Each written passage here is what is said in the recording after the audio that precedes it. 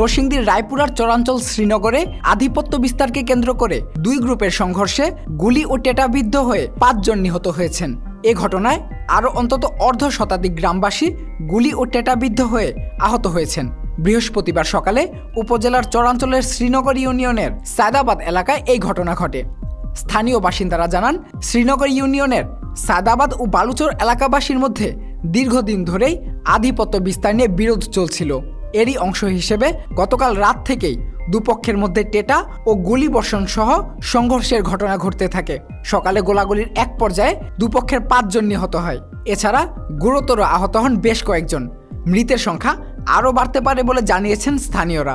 মারা গেছে বালুচরের সমর্থক এবং কি বালুচরের সমর্থক এরশাদ গ্রুপ আর হলো হারিপাস্টার গ্রুপ, দুই গ্রুপের সংগত হয়ে সেটা সকাল আনুমানিক 9টা কিংবা 10টার মধ্যে বাড়িতে সেটা হামলা করছে। কালকে রাত্রে যেহেতু গণ্ডগোল হয়েছে হওয়ার কারণে বাড়িঘর লুটা আগুন দেওয়া, সকালবেলা বাড়িঘর বাইঙ্গাছুরা বাড়ি থেকে লুটপাট করে দিয়ে সেটা বাইঙ্গাছুরা আগুন দেওয়া বাড়িঘর পুড়ে লাগছে। আজকে সকালবেলা যেহেতু হেরা পরিকল্পনা ভাবিত হামলা করছে বাড়ির মধ্যে আয়া সেটা যে মারা গেছে ওনারা গুলি করছে, 3 জনকে ডাইরেক্ট গুলি করছে আর বাকি লোকেরা আহত করছে। রায়পুর থানার ভারপ্রাপ্ত কর্মকর্তা 5 জন নিহত হওয়ার পাশাপাশি বেশ কয়েকজন আহত হওয়ার বিষয়টি নিশ্চিত করে জানিয়েছেন, ঘটনাস্থলের পরিস্থিতি নিয়ন্ত্রণে পুলিশ কাজ করছে।